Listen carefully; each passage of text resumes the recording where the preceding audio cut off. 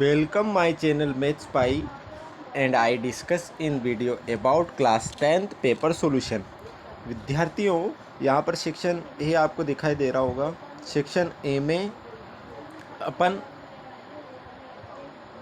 पहले डिस्कस करेंगे, पर लेकिन इससे पहले एक बात आपको जान लेनी है कि ये जो वीडियो है ये कक्षा 10 के विद्यार्थियों के लिए है और इसमें जो बच्चे अभी पेपर देकर आए हैं उन बच्चों को भी इसका विश्लेषण करने का मौका मिलेगा कि इस प्रश्न को आपने किस तरीके से हल किया ताकि अपने इतने नंबर आ सकते हैं, कहाँ गलतियाँ रही ताकि अगले जो आने वाले एग्ज़ाम्स होंगे वहाँ पर आप उन गलतियों से बच सकते हो।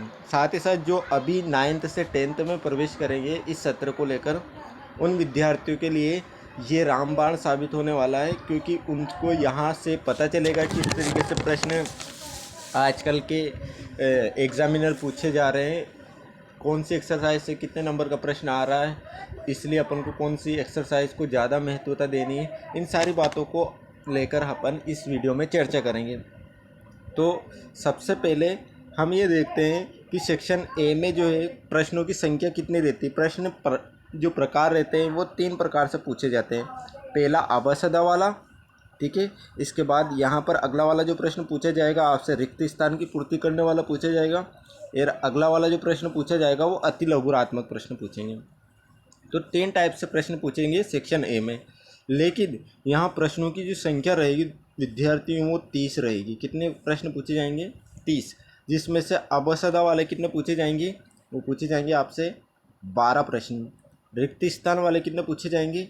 6 प्रश्न। और अति लघुरात्मक प्रश्न, जिसका मतलब ये होता है कि 1 या 2 लाइन में आपको उत्तर दे देना है, उनकी संख्या पूछी जाएगी आपको 12। इसका मतलब आपको ये विशेषकर ध्यान रखना है कि ये जो है सेक्शन ए, इसमें 30 प्रश्न है। 80 में से आपको 30 प्रश्न सेक्शन ए से ही मिल जाएंगे, इसलिए आपको इस सेशन को अच्छे से तैयार करना है।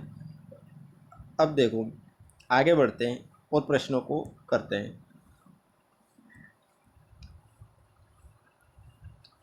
पहला प्रश्न, 196 के अभाज्य गुणनखंड की घातों का योगफल, the sum of the power of the prime factor of 196। आपको यहाँ पर बेसिक सी बात है, इसको सरलतम कैसे किया जा सकता था डायरेक्ट में। 196 का अपन जानते हैं कि 14 का स्क्वायर होता है, ठीक है। और किसी को अगर वो 196 का अभाज्य गुणनखंड करना, फिर उसके बाद यहाँ पर 98, फिर इसके बाद 49, इसके बाद तो ऐसे करते करते भी आपको दो कितने बार आ रहा है? 2 बार आ रहा है। 7 कितने बार आ रहा है? 2 बार आ रहा है। तो 2 की घात 2 और 7 की घात 2, 2 और 2 कितना हो जाएगा? 4। ऐसे भी इसका आंसर 4 निकाला जा सकता था, लेकिन अपन और अच्छे से करें इसको तो 14 के फैक्टर हो सकते हैं, 2 गुणा 7, और यहाँ पर इसकी होल घात है 2। ये 2 घात डिस्ट्रीब्यूट हो जाएगी, तो 2 की घात 2 और 7 की घात 2 कितना हो जाएगा यहाँ पर? अब घातों का योगफल निकालना है, इसका मतलब यहाँ पर आ जाएगा आपके 4 आंसर। इसको याद रखने का अलग अलग तरीका है, करने का तरीका अलग अलग है। इन सारी चीज़ों को लेकर अपन जब क्लासेस शुरू करेंगे तो वहाँ पर आपको अच्छे से सीखने को मिलेगा, लेकिन आप यहाँ पर इसका आंसर 4 रहेगा, ये बात याद रखना। कैसे आए वो भी बता दिया गया आपको। द्विघात समीकरण के मूल समान है, roots are equal, that means यहाँ पर आपको बी स्क्वायर माइनस 4ac बराबर 0 कर देना है, क्योंकि मूलों की प्रकृति में, नेचर ऑफ रूट्स में आपने देखा है कि यदि रूट्स इक्वल है तो बी स्क्वायर माइनस 4ac किसके बराबर रहेगा? 0 के बराबर रहेगा। तो K square minus 4 into 4 equal to 0। तो यहाँ पर आपको जो के की वैल्यू है +4 और के माइनस 4 इक्वल टू 0। तो यहाँ पर इसका जो आंसर होगा के का मान कितना आ जाएगा? 4 आ जाएगा। कितना आ जाएगा? 4 आ जाएगा, जो कि आप यहाँ से तुलनात्मक रूप से करके देख सकते हैं। अगले प्रश्न पर चलते हैं दोस्तों। अगला प्रश्न क्या हमारा? The distance of the point 3.3,4 from the Y axis will be. Y axis से दूरी निकालने, इसका मतलब ये बिंदु है कहाँ? हमने ये यहाँ पर चतुर्थांश में विभाजित किया, ये बिंदु यहाँ है, ठीक है। इसमें से 3 कहाँ है? एक्स एक्सिस पर ये 3 रहा। वाई कहाँ है? वाई पर कितने नंबर का? 4 पर, तो ये 4 यहाँ रहा। आपको ये देखना वाई अक्ष से दूरी, इसका मतलब ये वाई अक्ष ये रहा, ठीक है।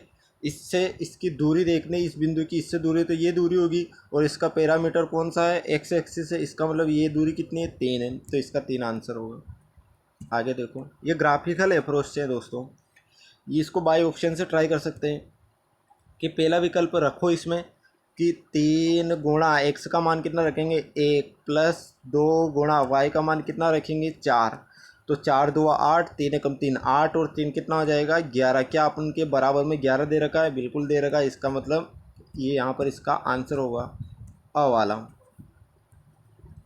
अ वाला इसका आंसर होगा। आगे देखो, द्विघात समीकरण में विविक्तिकर ढूंढना है आपको। विविक्तिकर का मतलब होता है डिस्क्रिमिनेंट, जैसा कि इंग्लिश टर्म्स में आपको दे रखा है।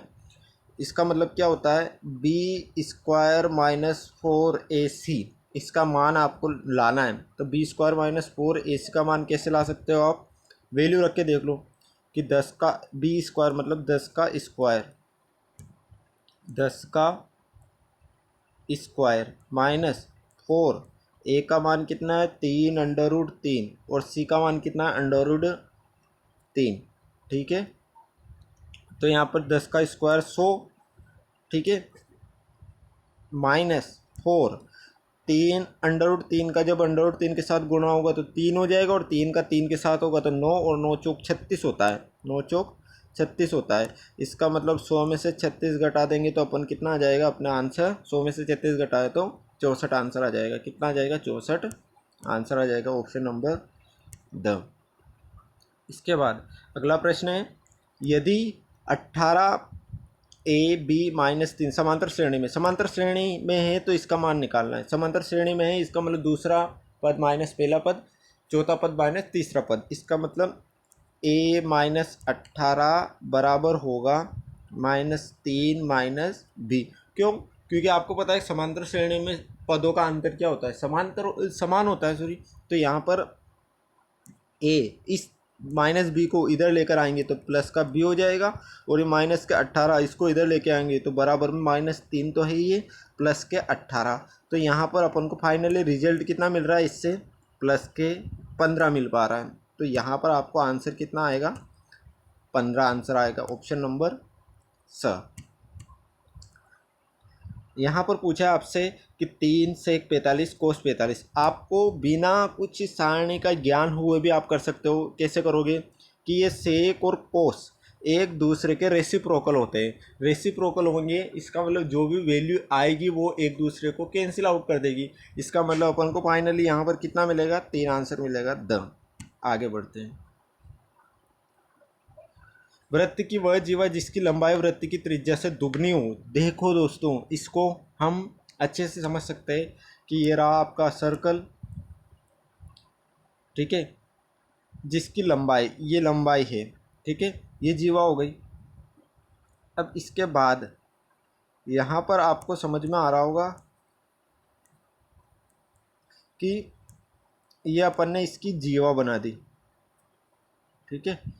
अब इसकी जो लंबाई वृत्त की त्रिज्या से दुगनी है, तो ये वृत्त की त्रिज्या तो इतनी रहती है, यहाँ से ये त्रिज्या है, ये दुगनी है, इसका मतलब ये, और ये क्या हो रहा है अपने आप में, ये व्यास है, ठीक है, ये व्यास है। ये आपको परिभाषा से समझ में आ रहा होगा या चित्र के माध्यम से, जैसा भी, या फिर अपन को याद होना चाहिए। जैसे वृत्त की त्रिज्या दे रखी है आपको 3.5, ठीक है, 3.5, 7 का कितना मल्टीपल है, 7 का कितना मल्टीपल, 7 5 35 होता है ना, 35 होता है, 5 टाइम्स। डेट मीन्स आपको ये याद रखना है कि आपको जब क्लासेस शुरू करेंगे तब आपको ट्रिक बताई जाएगी। इसका एक स्पेशल ट्रिक है हमारे पास, वो ये है कि जैसे 7 त्रिज्या रहे, 14 उसकी व्यास रहे, तो उस समय उसकी जो परिधि होगी 44 होगी, और उसका क्षेत्रफल जो होगा 154 होगा। अब ऐसे ही जब भी आपको त्रिज्या 7 के गुणज के रूप में दे देना, तो आप ऐसे ही तुरंत सवाल कर सकते हो। जैसे कि ये कितना टाइम है, 5 टाइम है, डेट मीन्स यहाँ पर अपन क्या कर सकते हैं कि क्या दे रखी है आपको, त्रिज्या दे रखी है, परिधि निकालना है, तो परिधि आपके इसका भी कितना गुणज होनी चाहिए, 5 टाइम्स होनी चाहिए, मतलब 5 चौक 20, 5 चौक 20 और 2 22, ठीक है, और एक अंक से पहले दशमलव, इसका मतलब आपके आंसर कितना आ रहा है, 22 आंसर आ रहा है। तो इसका ऑप्शन ब, ठीक है। और या फिर आप ऐसे भी कर सकते हो कि परिधि का सूत्र क्या होता है, 2 पाई आर सूत्र होता है, 2 गुणा 22/7 गुणा आर का मान 3.5, तो 7 और 5 35.5, और 22 का 2 के साथ 44, और 44 का जब 5 के साथ गुणा करेंगे तो अपन को 22.0 आंसर आ जाएगा।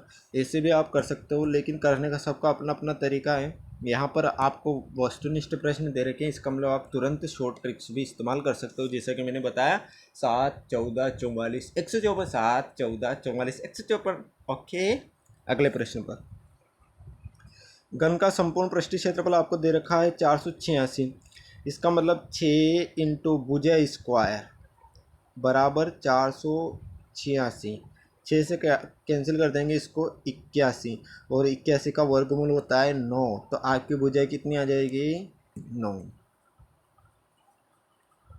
बहुलक आपसे पूछा है, बहुलक में जिस अंक की पुनरावृत्ति बार बार होती है, जैसा कि आपको 4 3 बार नजर आ रहा है, इसका मतलब बहुलक हो गया आपका 4। एक पासे को फेंकने पर 4 से बड़ा अंक आने की प्रायिकता, 4 से बड़ा अंक, पासे पर कितने अंक होते हैं, पासे पर 6 अंक होते हैं, 1 2 3 4 5 6, 4 से बड़े अंक कितने हैं, 2 हैं। तो अनुकूल स्थितियाँ बटे कुल स्थितियाँ, इससे आपको देखा होगा आपने। तो यहाँ पर 2/6, तो ये कितना आ जाएगा, 1/3, तो ब वाला आंसर आपके आ जाएगा।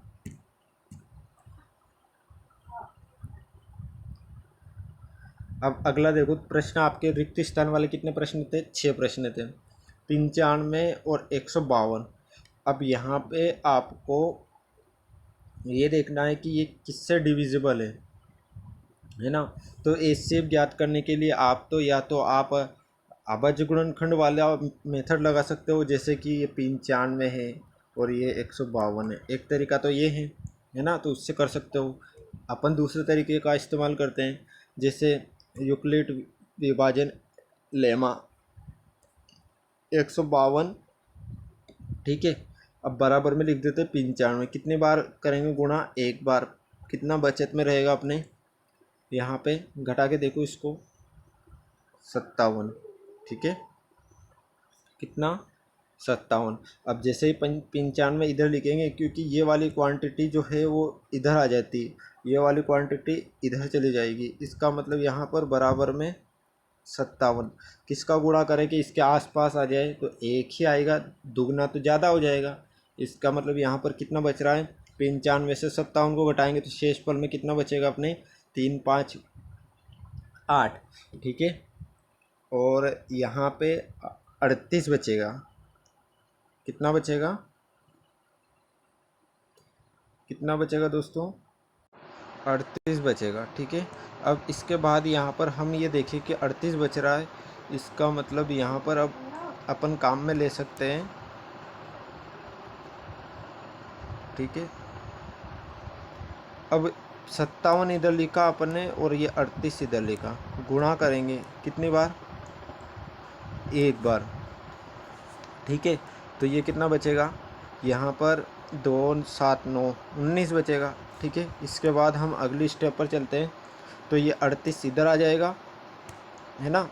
तो ये 38 लिखा मैंने, बराबर में 19, 2 टाइम्स, शेषफल रिमाइंडर 0, इसका मतलब 19 अपना क्या रहेगा, एचसीएफ होगा, कितना रहेगा, 19 एचसीएफ होगा, क्योंकि रिमाइंडर अपन को क्या मिल चुका है, 0 मिल चुका है। तो इसके आवासदा में नहीं था, ये ऑप्शन में था, तो ये 19 यहाँ पर आंसर आ जाएगा इसका, ठीक है। वृत्त पर स्थित एक बिंदु से अनंत स्पर्श रेखाएं खींची जा सकती है, ये वृत्त रहा, इस पर स्थित, यहाँ पर स्थित है, परिधि पर स्थित है, तो इस पर बहुत सारी रेखाएं खींची जा सकती है, स्पर्श रेखाएं, अनंत रेखाएं, स्पर्श रेखाएं खींची जा सकती है। ये तो वृत्त की परिधि पर स्पर्श रेखा की कह रहा है, अपन को तो क्या पूछा है, एक बिंदु से, तो वृत्त पर स्थित एक बिंदु से एक स्पर्श रेखा खींची जा सकती है, कितनी, एक स्पर्श रेखा खींची जा सकती है, इसका याद रखना, सॉरी, एक आंसर आएगा इसका। आगे देखो, इसका मान पूछा है, कोस स्क्वायर 45 का मान पूछा है। इसका मतलब आपको कोस 45 का मान 1/√2 होता है। इसका वर्ग करोगे तो 1 का 1, √2 का 2, 1/2, 1/2 आंसर आएगा इसका। इसके बाद अगला प्रश्न, वृत्त और उसकी स्पर्श रेखा के उभयनिष्ठ बिंदु को क्या कहते हैं? स्पर्श बिंदु कहा जाता है। यदि 5, 7, 9 एक्स का समांतर माध्य 9 हो तो एक्स का मान क्या होगा? तो यहाँ पर आपको ये देखना है कि इनका तो योग होना चाहिए। इसका योग कितना हो रहा है? इसका योग 5, 7, 12, 12 और 9 21, ठीक है। तो 21 प्लस एक्स बटा में कितनी संख्या है? 4, बराबर में कितना आएगा? 9, 9 चौक 36 होता है। और 36 में जब अपन 21 को पक्षांतरण करेंगे तो कितना आ जाएगा? 15 बचेगा। तो एक्स का मान कितना आ जाएगा? 15 आ जाएगा। देखो, दो पासों को एक साथ फेंकने पर अंकों का योग 7 आने की प्रायिकता। तो आपको एक टेबल बनानी है दोस्तों, और वो टेबल बहुत ही खास रहने वाली है आपके लिए। क्यों? उसका कारण मैं बता देता हूँ। क्योंकि यदि आप दो पासों के योग से जुड़ा हुआ अगर कॉन्सेप्ट देख रहे हैं तो वो करने की आवश्यकता नहीं है। जैसे कि बहुत बड़ा तरीका है वो, आपको तो ऐसे सीधे से याद रख लेना, 1 2 3, मतलब दो पासों का योग देखना है ना आपको। दो पासों का योग देखने के लिए तो आपको क्या करना है कि दो पासों का योग 2 आ सकता है, 2 आता है, 3 आता है, 4 आता है, 5 आ सकता है, 6 आ सकता है, 7, 8, 9, 10, 11 और ये 12 आ सकता है, ठीक है। दो पासों का योग। हमें यहाँ से नंबर लिखना, एक इधर, दो दो, तीन तीन, चार चार, पाँच पाँच और छः। अब यहाँ पर आपको सीधा सा ये देख लेना था कि अंकों का योग 7 पूछा है। इसका मतलब ये 7 है। इसमें ये क्वांटिटी देखनी है आपको, कितना है यहाँ पर? 6 है। इसका मतलब यहाँ पर आपको 6/36, 6/36, 1/6, 1/6 इसका आंसर होगा। अब जहाँ जो कि आपको रिक्त स्थान से जुड़े हुए प्रश्न पूछ रखे हैं, जिसको बहुत जल्दी से करना होता है, आपको बड़ा मेथड इस्तेमाल नहीं करना होता है।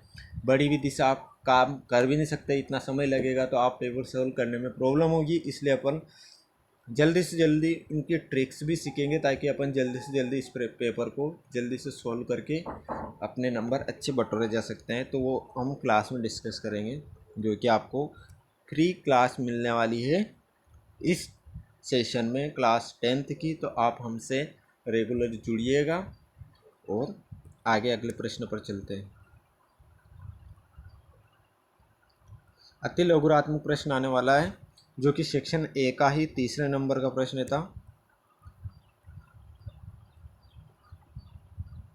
देखो, के किस मान के लिए युग्म, आपको युग्म दे रखा है और क्या पूछा है? अनंत हल होंगे। अनंत हल के लिए कंडीशन क्या याद होनी चाहिए? A1/A2 बराबर होगा B1/B2 बराबर होगा C1/C2। ये तो आपकी कंडीशन रही, स्थिति रही अनंत हल होने के लिए, ठीक है।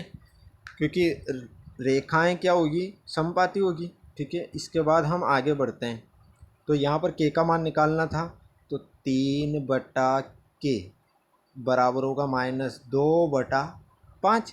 के का मान निकालना है तो 5 तिया 15, -के 15/2 बराबर के का मान आ जाएगा। अगला, द्विघात समीकरण के मूल ज्ञात करने का श्रीधराचार्य सूत्र लिखिए। श्रीधराचार्य सूत्र क्या होता है? माइनस प्लस √(b² -4ac/2a), ये फॉर्मूला होता है दोस्तों।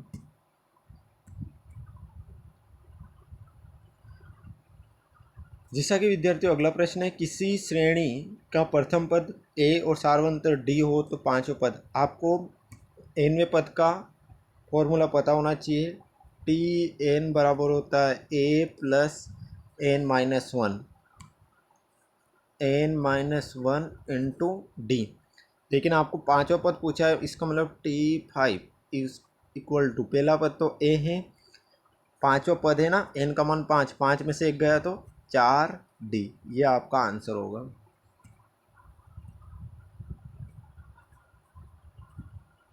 समरूप आकृतियों को परिभाषित कीजिए, डिफाइन सिमिलर पिक्चर।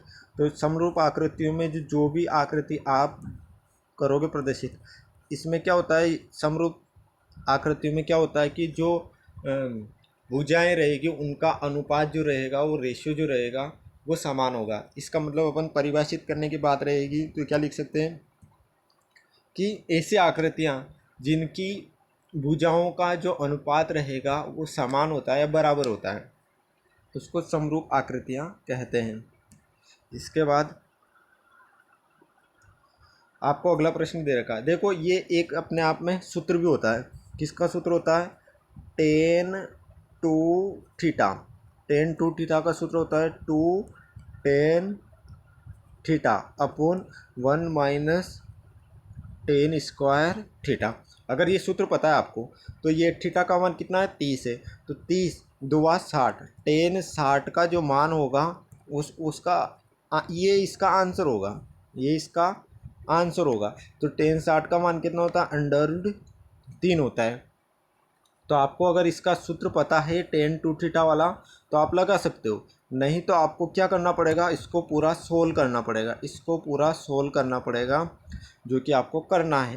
ठीक है, तो जैसे टेन में ऐसे ओरली बता देता हूँ आपको मौखिक रूप से कि टेन 30 का मान होगा अपने पास यहाँ पर कि 2 गुणा टेन 30 का मान होगा 1/√3 और 1 माइनस 1/3, क्योंकि वर्ग है तो यहाँ पर अंडर और हट जाएगा। इसका मतलब इसके साथ भी गुणा होगा तो नीचे। तो अब देखो फाइनल क्या बच रहा है? 2/√3। तो ऊपर से ये नीचे वाला 3 ऊपर जाएगा तो ये 3 और बटा में कितना नीचे 2, 2 से 2 गया और यहाँ पर 3 और नीचे है अंडर√3, तो ये कैंसिल होकर ऊपर क्या बच जाएगा? केवल अंडर√3 बच जाएगा। ये इसका आंसर होगा। इसके बाद हम देखते हैं कि अंडर रूट, अब देख लो आप, अगर यहाँ पर भी आपको प्रॉपर्टी पता है तो कैसे कर सकते हो आप कि आपको पता है कि 1 minus sine cos square theta क्या होता है? साइन स्क्वायर थीटा होता है। अब जैसे वर्गमूल में आप साइन स्क्वायर थीटा लिखोगे तो ये वर्ग और वर्गमूल भी अपने आप में कैंसिल आउट हो जाते हैं, तो बचेगा क्या? Sine theta. अब मान रख दो आप थीटा का कितना है? 60 डिग्री, और साइन 60 डिग्री का मान कितना होता है? अंडर√3/2 होता है। देखो प्रश्न, 10 मीटर ऊंची मीनार के शिखर से, ठीक है, तो मीनार की ऊंचाई है 10 मीटर, ठीक है। इसके बाद मीनार के शिखर से पृथ्वी पर अवनमन कोण, ठीक है, तो पृथ्वी पर अवनमन कोण कितने डिग्री का है? ये 30 डिग्री का है, ठीक है। तो बिंदु से, ये जो बिंदु है, आधार से दूरी ज्ञात कीजिए। तो ये वाली दूरी निकालनी है आपको, इस दूरी को निकालना है। तो इसका मतलब अपन को ये ज्ञात करना है, ये वाली लेंथ ज्ञात करनी है। तो इसके लिए क्या ज्ञात कर सकते हैं अपन को कि हम ये देखेंगे कि ये तो हो गया हमारा आधार, ये क्या ज्ञात करना है? लंब। तो L/K/A आप सभी ने देखा होगा, ठीक है। लंब अपन को ज्ञात करना, आधार दे रखा है टेन थीटा, टेन 30 का मान कितना होता है? 1/√3 बराबर, यहाँ पर लंब आपको ज्ञात करना था, माना कि 1 से, और लंब आधार आपको दे रखा है 10। तो इसका जो आंसर होगा 10/√3 आंसर हो जाएगा। इसका कितना होगा? 10/√3। अगला,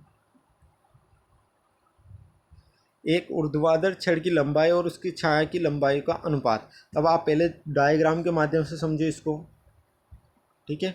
ऊर्ध्वाधर छड़ की लंबाई, ये छड़ की लंबाई अपन ने माना कि 1 से, ठीक है। तो ये अनुपात है, इसको सही मान निकालें अपन तो 1/√3 100 होगा, ठीक है ना। तो जब अपन ने ऊर्ध्वाधर छड़ की लंबाई, ये सीधी है इसलिए ऊर्ध्वाधर, और ऊर्ध्वाधर है तो मतलब यहाँ पर अपन ऐसे कर सकते हैं इसको कि ये है x का मान और ये अंडर√3 x का मान, ठीक है ना। उन्नयन कोण निकालना है। उन्नयन कोण मतलब कौन सा कोण? ये वाला कोण। कौन सा कोण? ये वाला कोण। इसका मतलब हमारे पास लंब और आधार का सूत्र इस्तेमाल कर सकते हैं। लंब आधार कितना होता है? टेन थीटा होता है। लंब आधार कितना होता है? टेन थीटा होता है, 1/√3। ये किसका मान होता है टेन में? ये मान होता है दोस्तों 30 डिग्री का। कितने डिग्री का?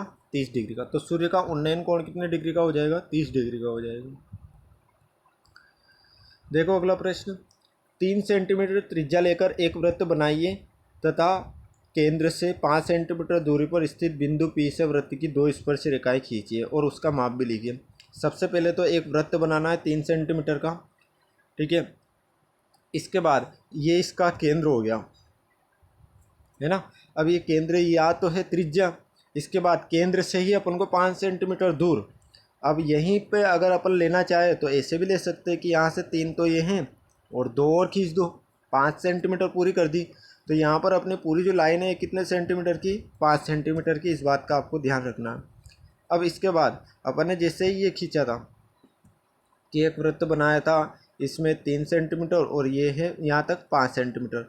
अब ये 5 सेंटीमीटर पूरे ना, इसका लंब समद्विभाजन कर दो।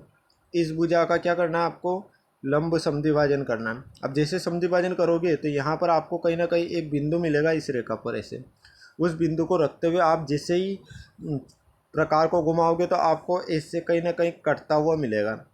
तो कटता हुआ मिलेगा, इसका मतलब ये यहाँ पर इस वृत्त को कहीं ना कहीं काट रहा होगा ऐसे। तो यहाँ से आपको स्पर्श रेखा गुजार देनी है। तो आपको 2 स्पर्श रेखाएं वृत्त को लेकर बनाई जाती हैं ऐसे। ये सारी चीज़ें क्लास में डिस्कस करेंगे, ठीक है। ये देखो 5 सेंटीमीटर लंबा एक रेखाखंड खींचिए। तो सबसे पहले रेखाखंड खींच दिया होगा आपने, उससे 2:3 के अनुपात में विभाजित कीजिए। आप बहुत सारे तरीके से कर सकते हो, लेकिन सीधा सा तरीका है कि एक न्यून कोण बनाओ, इसको 2 भागों में समान अनुपात में विभाजित करो। एक न्यून कोण इधर बनाओ, इसको समान 3 भागों में विभाजित करो। इसको आखिरी वाले को आखिरी वाले से मिला दो। तो ये जो होगा इसका विभाजन, ये 2:3 के अनुपात में इस रेखाखंड का विभाजन हो जाएगा। किसी वृत्त का त्रिज्यखंड उस वृत्त का चतुर्थांश है। अब जैसे ही मान लो कि आपने सर्कल बनाया, इसमें चतुर्थांश 4 अंश में विभाजित कर दिया वृत्त को, ठीक है। 4 अंशों में विभाजित कर दिया आपने। तो यहाँ पर जो दोनों रहेंगे, दोनों बाइसेक्टर जो रहेंगे, उनके बीच में इंटरसेप्ट जो करेंगे वो 90 डिग्री पे करेंगे। तो त्रिज्यखंड में केंद्र पर बनने वाला कोण कितने डिग्री का होगा, 90 डिग्री का होगा, क्योंकि एक दूसरे को जो इंटरसेप्ट करेंगे ना वो 90 डिग्री पर ही होता है। ये प्रॉपर्टी होती है, ठीक है। इसके बाद देखो, अच्छी प्रकार से फेंटी गई 52 पत्तों की गड्डी में से एक पत्ता निकाला जाता है। इस पत्ते का दहला मतलब 10वां, है ना, होने की प्रायिकता। तो 10 वाले कितने पत्ते होते हैं अपने पास, 4 पत्ते होते हैं, 4/52। तो 1/13 इसका आंसर हो जाएगा। 13×52 होता है, ठीक है। तो यहाँ था हमारा सेक्शन ए का सॉल्यूशन। इसके बाद हम सेक्शन बी और सी अगले वीडियो में डिस्कस करेंगे। तब तक के लिए मुझे दीजिए इजाज़त। जय हिंद, जय भारत। आप भी अपना ख्याल रखिएगा विद्यार्थियों। Thank you.